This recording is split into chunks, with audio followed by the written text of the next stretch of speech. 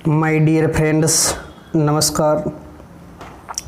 आज हम आप लोगों को सौर मंडल के बारे में प्रैक्टिस कराएंगे और प्रैक्टिस का यह पहला वीडियो है।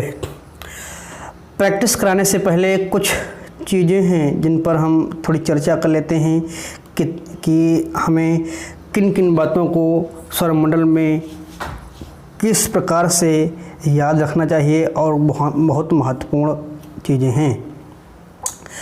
सबसे पहले आपको दिख रहा होगा कि जो मैंने ग्रहों का क्रम लिया है यह सूर्य से दूरी के अनुसार, सूर्य से बढ़ती दूरी के अनुसार क्रम है। जैसे बुध सूर्य के सबसे नज़दीक है, उसके बाद शुक्र है, उसके बाद पृथ्वी है, फिर मंगल है, बृहस्पति है, शनि है, अरुण है और वरुण है। इसको याद करने का भी एक सबसे अच्छा तरीका है। जैसे कि आप बुध से चलेंगे और एक दिन छोड़ेंगे तो शुक्र आएगा, उसके बाद एक दिन छोड़ेंगे तो रवि आएगा, और रवि जो है वो छुट्टी का दिन होता है, इसलिए हम इसको पृथ्वी पर बिताते हैं, इसीलिए रवि को हम पृथ्वी के अनुसार याद रखेंगे। फिर बात आती है कि रवि के बाद एक दिन छोड़ेंगे तो आएगा मंगल, मंगल के बाद फिर एक दिन छोड़ेंगे तो बृहस्पति आता है, बृहस्पति के बाद एक दिन छोड़ेंगे तो शनि आता है, उसके बाद एक दिन छोड़ेंगे तो आपका सोम आता है, लेकिन वह नहीं है। तो आपके जो दिनों के अनुसार क्रम हैं यहीं तक हैं। उसके बाद अरुण और वरुण ऐसे ही याद रखना है। वर्णमाला के अनुसार भी देखेंगे तो पहले अरुण आता है, फिर वह आता है, इसलिए अरुण वरुण कहने में भी अच्छा लगता है।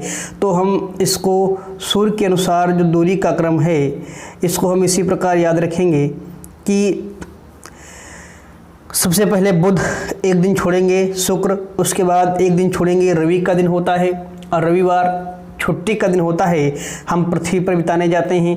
फिर मंगल एक दिन छोड़ेंगे बृहस्पति, फिर एक दिन छोड़ेंगे शनि, अरुण वरुण। यही सूर्य से दूरी का आपका क्रम भी है। फिर उसके बाद दूसरी बात, आपके आगे के जो 4 ग्रह हैं यही आपके आंतरिक ग्रह कहलाते हैं, और इन्हीं को हम पार्थिव ग्रह भी कहते हैं। इन्हीं 4 को हम पार्थिव ग्रह भी कहते हैं। पार्थिव ग्रह का मतलब है पत्थर के ग्रह।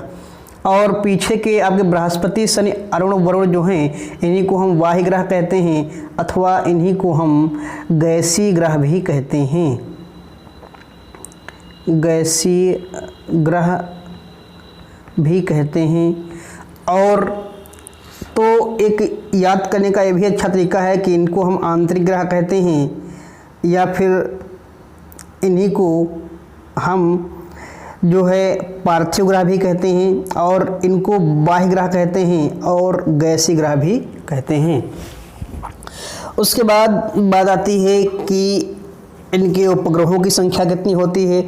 तो बुध के पास एक भी उपग्रह नहीं होता है, शुक्र के पास भी एक भी उपग्रह नहीं होता है, पृथ्वी के पास एक उपग्रह होता है जिसका नाम चंद्रमा है, और मंगल के पास 2 उपग्रह हैं, फोबोस और डीमोस। फोबोस और डीमोस में से जो आपका डीमोस है, डीमोस वह सौर मंडल का सबसे छोटा उपग्रह है। उसके बाद आपके मंगल के बाद बृहस्पति आता है। बृहस्पति में वर्तमान में 79 हो चुके हैं, इसके पहले 67 हुआ करते थे, जिसमें संख्या बढ़ा दी गई थी, अर्थात कुछ नए उपग्रह मिले थे तो जोड़कर संख्या 79 हो गई थी। और शनि के पास वर्तमान में 82 आपके उपग्रह हो चुके हैं, पहले 62 थे। और कहने का मतलब ये है कि सबसे ज़्यादा उपग्रह रखने वाला इस समय शनि बन चुका है। इसके पहले सबसे ज़्यादा सौरमंडल में उपग्रहों की संख्या बृहस्पति के पास थी। उसके बाद अरुण की बात आती है तो अरुण के पास 27 उपग्रह हैं और वरुण के पास 14 उपग्रह हैं। ठीक, तो उपग्रहों की संख्या भी मैंने बता दी, ये भी बहुत इम्पोर्टेंट है। उसके बाद एक बात और बहुत इम्पोर्टेंट है जो है आकार के अनुसार घटता क्रम या आकार के अनुसार जो ग्रहों का क्रम है वो क्या है। तो आकार की बात करें तो सबसे बड़ा जो आपका है बृहस्पति है, उसके बाद शनि है, फिर अरुण है, फिर वरुण है। कहने का मतलब ये है कि मान लीजिए सूर्य एक तारा था तो वहाँ पर ये सब चिपके हुए थे, तो जो उसके ऊपर भाग था वो आपका बर्फ के टुकड़े लगे थे, उसके अंदर पार्थिव था अर्थात पत्थर थे, तो जो टूटा तो बर्फ के टुकड़े दूर पहुंच गए और आपके जो पत्थर के टुकड़े थे वो नज़दीक ही रह गए। इसीलिए यह जो टुकड़े थे बर्फ के वो थोड़ा टुकड़े बड़े हो गए और यह टुकड़े छोटे हो गए। तो उसी के अनुसार देखा जाए जो बड़ा टुकड़ा होगा बर्फ का वो नज़दीक रहेगा, उससे छोटा होगा वो उससे दूर जाएगा, उससे छोटा होगा उससे दूर जाएगा, उससे छोटा भी होगा वो उससे भी दूर जाएगा। लेकिन आपके जो गैस के या बर्फ़ के टुकड़े होंगे वो पत्थर के टुकड़ों से तो दूर ही जाएंगे। इसीलिए आपको सबसे अच्छा जो तरीका है वो याद करने का, पीछे के जो 4 क्रम हैं ये आकार के अनुसार घटता क्रम है। सबसे बड़ा बृहस्पति, उसके बाद 1 नंबर पर आकार के अनुसार, दूसरे नंबर पर शनि है, उसके बाद तीसरे नंबर पर अरुण है, चौथे नंबर पर वरुण है। फिर उसके बाद इधर थोड़ा सा डिसबैलेंस होता है, थोड़ा समझना पड़ेगा। 5वां जो है वो आपका पृथ्वी आता है और छठे पर शुक्र है, फिर 7वें नंबर पर मंगल है और 8वें नंबर पर बुध है। अर्थात आकार के अनुसार सबसे छोटा बुध है और आकार के अनुसार सबसे बड़ा बृहस्पति है। तो इसमें आप देखा जाए तो आपको सब इसके अनुसार यहाँ से बृहस्पति से अरुण की तरफ याद करने का सबसे अच्छा तरीका है। उसके बाद हम पीछे जब आएंगे तो मंगल अपवाद है, इसको अपवाद के रूप में याद रखें कि यह शुक्र और पृथ्वी के बीच, शुक्र और बुध के बीच में आता है। बाकी सब उसी के अनुसार हैं। आप बैक साइड में इसमें भी आ सकते हैं। 5, 6 बीच में 7 याद रखें जो मंगल है, 8 मंगल को अपवाद के रूप में। बाकी सभी हमारे टर्म्स बहुत अच्छे बनते हैं। उसके बाद इसमें कुछ विशेषताएं भी हैं, कुछ बातें हैं जिनको हमें ध्यान रखना होता है। इसके अलावा भी हम कुछ बातों को पढ़ सकते हैं, जैसे कि शुक्र को चमकीला ग्रह कहा जाता है और अधिक चमकीला होने के कारण इसको भोर या शाम का तारा भी कहते हैं। इसी को शुक्र को जो है पृथ्वी की बहन भी कहते हैं या पृथ्वी का जुड़वा ग्रह भी कहते हैं। किसको? शुक्र को जुड़वा ग्रह भी कहते हैं या पृथ्वी की बहन भी कहते हैं। उसके बाद बात करते हैं आपके पृथ्वी की, तो पृथ्वी को नीला ग्रह भी कहा जाता है। क्यों? क्योंकि यहाँ पर पानी की उपस्थिति ज़्यादा होती है, इसीलिए इसको नीला ग्रह भी कहा जाता है।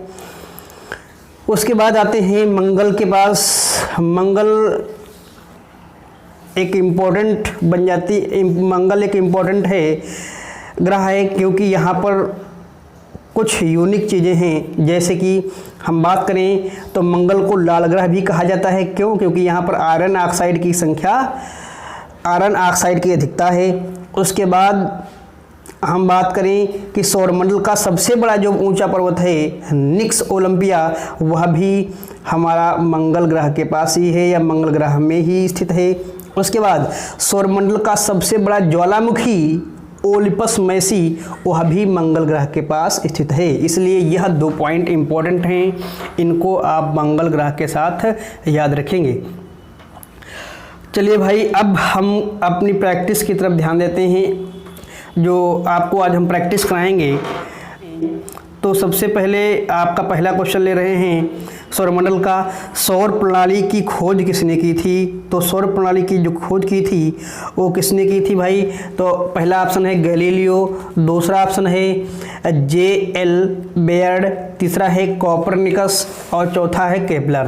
तो हम जानते हैं कि हमारे एक विद्वान रह चुके हैं निकोलस कोपरनिकस, जिन्होंने सौर प्रणाली की खोज की थी।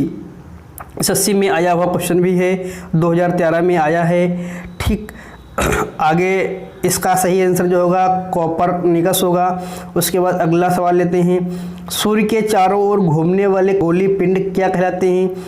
तो आपको एक बात ज्ञात रहे, जो सूर्य के चारों तरफ घूमते हैं ध्यान रखना, जो सूर्य के चारों तरफ घूमते हैं उनको, जो सूर्य के चारों तरफ घूमेंगे उनको हम ग्रह कहते हैं, और जो ग्रह के चारों तरफ घूमते हैं उसको हम उपग्रह कहते हैं। तो इसके अनुसार ये जो सवाल है, सूर्य के चारों ओर घूमने वाले खगोलीय पिंड क्या कहलाते हैं? तो सूर्य के चारों ओर घूमने वाले खगोलीय पिंड ग्रह कहलाते हैं। उसके बाद अगला सवाल ले रहे हैं, किसी ग्रह के चारों ओर परिक्रमा करने वाले छोटे आकाशीय पिंड क्या कहलाते हैं? तो किसी ग्रह के चारों ओर परिक्रमा करने वाले छोटे ग्रह, अभी मैंने आपको बताया था, यदि किसी ग्रह के चारों ओर कोई परिक्रमा कर रहा है तो वह उपग्रह होगा, और सूर्य के चारों ओर कोई परिक्रमा कर रहा है तो वह ग्रह होगा। इसलिए यहाँ पर बात की गई है ग्रह के चारों ओर परिक्रमा करने वाला, तो इसका आंसर आपका उपग्रह होगा। ठीक, चलिए अगला सवाल देखते हैं। अगला जो प्रश्न है वो है, ग्रहों की गति का नियम किसने प्रतिपादित किया था? तो ग्रहों का नियम हम सब जानते हैं, केपलर साहब ने दिया था। ग्रहों के 3 नियम हैं जो केपलर ने दिए थे, और यह विज्ञान में भी आता है और ज्योग्राफी में भी आता है। सौरमंडल में कुल कितने ग्रह हैं? सबसे आसान सवाल है, अभी आपको मैंने दिखाया 8 ग्रह हैं। कितने ग्रह हैं? 8। और कुछ लोग 9 कहेंगे, 9 नहीं है। आपका 9वां ग्रह जो है प्लूटो, वह जो है 52वां ग्रह हो चुका है। उसके बाद 52वां ग्रह का दर्जा दिया जा चुका है। चलिए अगला सवाल देखते हैं। सूर्य से बढ़ती दूरी के अनुसार ग्रहों का निम्न में से कौन सा क्रम सही है? अब सूर्य से बढ़ती दूरी के अनुसार, अभी आपको मैंने बताया था, सूर्य से बढ़ती दूरी के अनुसार आप अपने आप ग्राफ बना लीजिए। तो सबसे पहले जो था वो क्या था?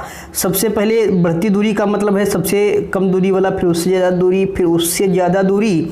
तो सबसे कम जो नज़दीक है वो बुध है, चारों ऑप्शन में है, तो यहाँ से हम इसको किसी को गलत ठहरा नहीं सकते। उसके बाद बुध के बाद एक दिन छोड़ेंगे, वो क्या आएगा? बुध के बाद एक दिन छोड़ेंगे तो आप बताइए क्या आएगा? शुक्र आएगा। क्या आएगा? शुक्र आएगा। अब शुक्र इसमें है, इसमें क्या है? नहीं है, तो ये तो गलत हो गया। इसमें क्या है? नहीं है, गलत हो गया। इसमें क्या है? नहीं है, गलत हो गया। 3 ऑप्शन गलत हो गए, निश्चित है चौथा सही होगा। लेकिन एक बार चेक कर लेते हैं। बुध के बाद शुक्र आता है, शुक्र के बाद एक दिन छोड़ेंगे रवि, अर्थात छुट्टी का दिन है तो पृथ्वी पर जाएंगे। उसके बाद एक दिन छोड़ेंगे तो मंगल, अर्थात ये मेरा सही आंसर है, और पहला ऑप्शन हमारा सही है। ठीक, तो इसका आंसर जो सही हुआ वो पहला है। आगे छठा के आगे 7वां सवाल देखते हैं। 7वां सवाल क्या कह रहा है? कह रहा है पृथ्वी से बढ़ती दूरी के अनुसार, अब ध्यान देना, सूर्य से नहीं कह रहा है, पृथ्वी से कह रहा है। पृथ्वी से बढ़ती दूरी के अनुसार ग्रहों का निम्न में से कौन सा क्रम सही है? तो मंगल और शुक्र हम जानते हैं उसके पड़ोस के होते हैं, तो शुक्र मंगल शुक्र इसमें 3 में है, इसमें शुक्र और बुध दिया गया है, इसलिए ये तो गलत हो जाएगा। अब मंगल और शुक्र में से कौन ज़्यादा नज़दीक है? तो इसको आप ध्यान रखेंगे कि आगे से जो आते हैं तो नज़दीक होता है। ठीक, अब पृथ्वी तीसरे नंबर पर आती है, तो पृथ्वी के जो पहले पड़ता है वो हमारा शुक्र पड़ता है और बाद में मंगल पड़ता है। इसलिए शुक्र पृथ्वी के ज़्यादा नज़दीक है, मंगल उससे थोड़ा दूर है। फिर मंगल के बाद जो आएगा वह बुध आएगा, क्योंकि बुध जो है वो बैक फुट में देखा जाए तो दूसरे नंबर पर है। बृहस्पति फिर उससे दूर है, क्योंकि बीच में क्षुद्र ग्रह भी पड़ जाते हैं। इसलिए हमारा इसका आंसर दूसरा आंसर सही होगा, दूसरा ऑप्शन इसका सही होगा। फिर 7वें के बाद 8वां देखते हैं। आकार के अनुसार सौरमंडल के ग्रहों का आरोही क्रम। तो सौरमंडल के ग्रहों का अवरोही क्रम, अवरोही और आरोही का मतलब क्या होता है आप जानते हैं। अव मीन्स घटना, अर्थात घटते क्रम, और आरोही का मतलब होता है, आ मतलब बड़ा है, बड़ा का मतलब बढ़ना, अर्थात बढ़ते क्रम। लेकिन यहाँ क्या मतलब क्या है? कहा है अवरोही, अव का मतलब घटना होता है, इसलिए घटते क्रम में हमें बताना है। चलिए हम देखते हैं घटते क्रम में, अर्थात सबसे बड़ा फिर उससे छोटा। दूसरी बात, यदि आप न निर्णय ले पाएँ तो आप यहाँ से देख सकते हैं कि आगे सबसे बड़ा जो ग्रह है बृहस्पति, सभी में बृहस्पति ही है, तो निश्चित है बड़े से छोटे की तरफ ही चलेंगे। तो बृहस्पति के बाद भाई, उससे बृहस्पति के बाद क्या आता है? शनि, अरुण और वरुण। चारों में ऑप्शन में देखो शनि, अरुण, वरुण है। बृहस्पति, शनि, अरुण, वरुण, बृहस्पति, शनि, अरुण, वरुण है। उसके बाद आगे निर्णय लेंगे क्योंकि यहाँ तक ऑप्शन सेम है। फिर हमारा आता है 5वें नंबर पर पृथ्वी। अभी मैंने आप लोगों को बताया पृथ्वी इसमें भी है, इसमें भी है, इसमें भी है, इसमें नहीं है 5वें नंबर पर, इसलिए ऑप्शन ये गलत हो गया आपका। उसके बाद आते हैं पृथ्वी, भाई इसमें पृथ्वी के बाद फिर क्या आता है हमारा? पृथ्वी के बाद फिर आता है हमारा जो है शुक्र। तो शुक्र इसमें भी है और इसमें भी है, इसमें नहीं है, इसलिए ये भी ऑप्शन गलत हो गया। और शुक्र के बाद जो आता है वो आपको मैंने बताया था, शुक्र और मंगल के बीच में, शुक्र और बुध के बीच में मंगल आता है 7 नंबर पर, जिसको याद रखना ये अपवाद है, बुध नहीं आता, इसलिए ये ऑप्शन गलत हो गया। मेरा पहला ऑप्शन ही सही हो गया। इसके अनुसार मेरा पहला ऑप्शन सही है। चलिए यहाँ पर आपका जो सवाल है इसका पहला ऑप्शन सही है। फिर अब चलते हैं 9वें सवाल की तरफ। 9 नंबर सवाल क्या कहता है? निम्न में कौन सा सौरमंडल का भाग नहीं है? तो हम जानते हैं जो भी सौरमंडल के अंदर होंगे वो सब सौरमंडल के भाग होंगे, लेकिन सौरमंडल में क्षुद्र ग्रह भी होता है। अभी आपको मैंने बताया था 4 आपके जो गैसीय ग्रह हैं या फिर कह सकते हैं बाह्य ग्रह और आंतरिक ग्रह के बीच में जो छोटे छोटे बर्फ के छोटे छोटे जो आपके टुकड़े होते हैं, जो जमे होते हैं, उन्हीं को क्षुद्र ग्रह कहते हैं। तो क्षुद्र ग्रह भी हैं, धूमकेतु भी होते हैं, ग्रह भी होता है, निहारिका नहीं होता है। निहारिका या नेबुला यह धूल और हाइड्रोजन और गैसों से मिलकर बना होता है, इसलिए निहारिका जो है वो आपका सौरमंडल का भाग नहीं है। ये सही आंसर है। उसके बाद आगे चलते हैं, देखते हैं 10वां सवाल क्या कहता है? सूर्य के चारों ओर चक्कर लगाते ग्रह का वेग कितना होता है? तो सूर्य के चारों ओर चक्कर लगाते ग्रह का वेग नियत रहता है। चलो ये भी ठीक देखते हैं आगे। नियत नहीं रहता है क्योंकि सूर्य के पड़ोस में जब अब हम ग्रह की बात करें तो पृथ्वी को ही मान लेते हैं। जैसे कि इसमें थोड़ा अपने केपलर साहब ने एक नियम दिया था जिसको हम थोड़ा देख लेते हैं। ये बताया था जैसे कि सूर्य या फिर सूर्य के चारों तरफ ग्रह दीर्घवृत्ताकार कक्षा में क्या करते हैं? चक्कर लगाते हैं। तो कहने का मतलब ये है कि जब सूर्य के नज़दीक कोई ग्रह जाता है तो उसका वेग अधिकतम होता है, और सूर्य से जब अधिक दूरी पर जाता है कोई ग्रह तो उसकी जो चाल होती है वो न्यूनतम होती है। इसी के अनुसार ये नियत तो नहीं होगा, अधिकतम होता है जब सूर्य के समीप ज्यादा होता है। क्या सूर्य के समीप होता है अधिकतम होता है? तो बिल्कुल सही कह रहे हैं। सूर्य के जब समीप कोई ग्रह जाता है तो उसको क्या होता है? तो वहाँ पर सूर्य के समीप जब कोई ग्रह जाता है तो उसकी चाल या उसका वेग अधिकतम होता है, और जब सूर्य से दूर जाता है, दूर होता है तो अधिकतम होता है। ये गलत बात है, ये भी गलत है। दूसरा ही सही होगा। कुछ नहीं कहा जा सकता, नहीं दूसरा सही आंसर है इसका। ठीक, चलिए भाई अगला सवाल देखते हैं। 1 मिनट। 11 नंबर सवाल क्या कहता है? अंतरिक्ष में कुल कितने तारामंडल हैं? अब ये सबसे अच्छा सवाल आ गया कि अंतरिक्ष में कुल कितने तारामंडल हैं? 89 हैं। कितने हैं? 89 हैं। ये ज्योग्राफी का सबसे अच्छा सवाल है। ये बिहार पीसीएस में आया भी सवाल है। तो अंतरिक्ष में तारामंडलों की संख्या बताएं, या तारामंडल 89 हैं। ठीक, उसके बाद अगला सवाल देखते हैं। निक्स ओलंपिया या कोलंबस पर्वत किस ग्रह पर स्थित है? देखो कितना अच्छा सवाल। अभी मैंने आप लोगों को बताया था निक्स ओलंपिया या कोलंबस पर्वत किस ग्रह पर स्थित है। अभी बताया था निक्स ओलंपिया सबसे ऊंचा, सौरमंडल का सबसे ऊंचा ग्रह है जो मंगल ग्रह पर स्थित है, सबसे ऊंचा पर्वत है, सॉरी। उसके बाद आपका ओलिपस मैसी बताया था जो सबसे बड़ा ज्वालामुखी है। सौरमंडल का सबसे बड़ा ज्वालामुखी ओलिपस मैसी है, और सौरमंडल का सबसे बड़ा या सबसे ऊंचा पर्वत निक्स ओलंपिया है जो मंगल ग्रह पर ही स्थित है, इसलिए इसका सही आंसर मंगल होगा। अगला सवाल देखते हैं। लिखा है पार्थिव ग्रहों की संख्या, तो हम जानते हैं पार्थिव और गैसीय ग्रहों की संख्या 4 होती है, तो पार्थिव ग्रहों की संख्या 4 होगी। इसका भी सही आंसर कितना है? 4 है। अगला सवाल देखते हैं। लिखा है निम्नलिखित में से कौन सा पार्थिव ग्रह नहीं है? तो हम जानते हैं पार्थिव ग्रह जो हैं वो हमारे आगे के 4 ग्रह हैं। तो बुध है, बुध के बाद भाई आपका एक दिन छोड़ोगे तो क्या आएगा? शुक्र, तो शुक्र भी है। उसके बाद फिर एक दिन छोड़ोगे तो क्या है? मंगल भी है। मतलब रवि आता है, रवि का मतलब पृथ्वी, पृथ्वी तो है नहीं, लेकिन मंगल भी है। 3 ये हैं, और शनि जो है वो पार्थिव ग्रह नहीं है, इसलिए यही हमारा सही आंसर हो जाएगा। ठीक, कहने का मतलब इसका सही आंसर क्या होगा? तो इसका सही आंसर शनि हो जाएगा। चलिए अगला सवाल देखते हैं। अगला सवाल है बाह्य ग्रह या बृहस्पति सदृश ग्रहों की संख्या कितनी है? अब ध्यान देना, बाह्य ग्रह या बृहस्पति सदृश ग्रहों की संख्या कितनी है? तो अभी आप लोगों को मैंने बताया बाह्य ग्रह जो होते हैं वो कितने होते हैं? वो 4 होते हैं। बाह्य हो चाहे आंतरिक हो, 4 ग्रह होते हैं। लेकिन एक बात और ध्यान रखना, बाह्य ग्रहों को बृहस्पति सदृश ग्रह भी कहते हैं, बृहस्पति की तरह दिखने वाले ग्रह भी कहते हैं। उसके बाद 16 नंबर बृहस्पति सदृश ग्रहों में सम्मिलित नहीं है। अभी आपने देखा था इसके पहले वाले सवाल में कि बृहस्पति सदृश कहें या फिर हम बाह्य ग्रह कहें, बात एक ही है। तो बृहस्पति सदृश का मतलब ये है कि बाह्य ग्रह, तो बाह्य ग्रहों में कौन सम्मिलित नहीं है? बाह्य ग्रह का मतलब है कि जो पीछे के 4 ग्रह थे जो अभी आपको मैंने बताया, उसमें कौन कौन शामिल नहीं है?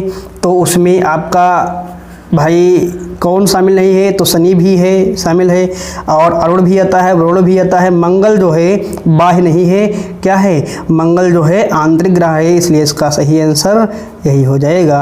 अर्थात बात करें तो इसका सही आंसर मंगल होगा। अगला सवाल देखते हैं। अगला सवाल जो आपका दिया गया है वो क्या दिया गया है? निम्नलिखित में से किन 2 ग्रहों को छोड़कर शेष सभी ग्रह सूर्य के चारों ओर वामावर्त घूमते हैं? हाँ, ये सबसे अच्छा सवाल है, थोड़ा सा बता देते हैं। बहुत अच्छा सवाल है, इसको भी याद करने का सबसे अच्छा तरीका है, 1 मिनट आपको हम उसी ग्राफ में बता रहे हैं। 1 मिनट ध्यान देना। जो आपका ये है, इसमें आप एक चीज़ ध्यान रखना, आगे से दूसरा और पीछे से दूसरा, अर्थात आगे से दूसरा का मतलब है शुक्र।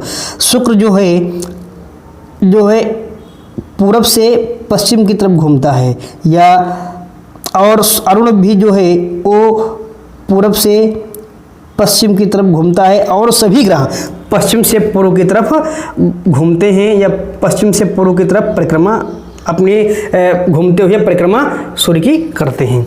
तो सबसे अच्छा तरीका है याद रखने का, आगे से दूसरा और पीछे से दूसरा। आगे से दूसरा शुक्र, पीछे से दूसरा अरुण। बात समझे? चलिए अब चलते हैं अपने उसी सवाल पर जो हम, चलिए अब सवाल नंबर 17 देखते हैं। भाई ये है आपका सवाल नंबर 17। लिखा है निम्नलिखित में किन 2 ग्रहों को छोड़कर शेष सभी ग्रह सूर्य के चारों ओर वामावर्त घूमते हैं? तो वामावर्त का मतलब है सभी पश्चिम से पूर्व की तरफ घूमते हैं, लेकिन 2 ग्रह ऐसे कौन हैं जो वामावर्त घूमते नहीं हैं? तो अभी आपको बताया था आगे से दूसरा कौन सा है, तो आगे से दूसरा है बुध को छोड़े कौन सा आता है? भाई शुक्र आता है। पीछे से कौन है आपका? वरुण के बाद पीछे कौन आता है? अरुण आता है। शुक्र और अरुण हमारे यही 2 आपके जो उपग्रह हैं, ये क्या हैं?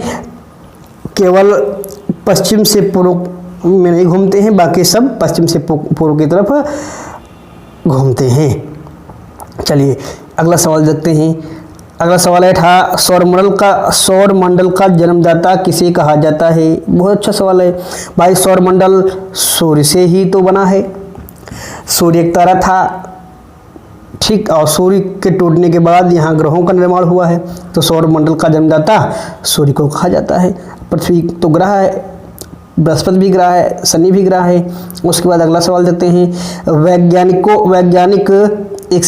वैज्ञानिक जिन्होंने सर्वप्रथम खोज की कि पृथ्वी सूर्य के चारों ओर घूमती है। बहुत अच्छा सवाल है भाई। एक बात बताना, लिखा है कि वैज्ञानिकों में जिन्होंने सर्वप्रथम ये खोज की कि पृथ्वी सूर्य के चारों तरफ घूमता है। अभी आपको मैंने बताया था एक पहला सबसे पहले जो सवाल बताया था वो मैंने बताया था कि सौर प्रणाली की खोज किसने की थी? कोपरनिकस ने की थी। जब कोपरनिकस ने की थी तो निश्चित है कि कोपरनिकस ही इसका भी सही आंसर होगा, क्योंकि पृथ्वी सौरमंडल के बाहर नहीं है, सौरमंडल में ही स्थित है और पृथ्वी सूर्य के चारों तरफ घूमती है। यह कॉन्सेप्ट भी हमारा कोपरनिकस ने ही बताया था सर्वप्रथम, निकोलस कोपरनिकस। फिर चलते हैं अगला सवाल, लास्ट सवाल है 20 नंबर। निम्नलिखित में कौन सा ग्रह नहीं है जिसे प्राचीन भारतीय ग्रह मानते थे? तो प्राचीन भारतीय ग्रह मानते थे, हमारा जो सूर्य है वो क्या है? वह ग्रह नहीं है, सूर्य एक तारा है। ठीक जैसे कुछ लोग प्राचीन में मानते भी थे, लेकिन वर्तमान में ये ग्रह नहीं है, एक तारा है, पीला तारा है। ये मंगल शुक्र शनि ये सब आपके क्या हैं? ये ग्रह हैं। तो इसका सही आंसर जो होगा वो क्या होगा? इसका सही आंसर सूर्य होगा। चलिए भाई, आज आपकी मैंने प्रैक्टिस करा दी, और आपको यदि वीडियो अच्छा लगे तो इसको लाइक शेयर और सब्सक्राइब भी कीजिए। आप ऐसे ही प्रैक्टिस या ऐसे ही वीडियो प्राप्त करने के लिए ये चैनल पे हमारे नए हैं तो इसको सब्सक्राइब भी कीजिए और व्हाट्सएप, फेसबुक, टेलीग्राम पर शेयर भी कीजिए। ठीक, आज के लिए इतना ही। धन्यवाद।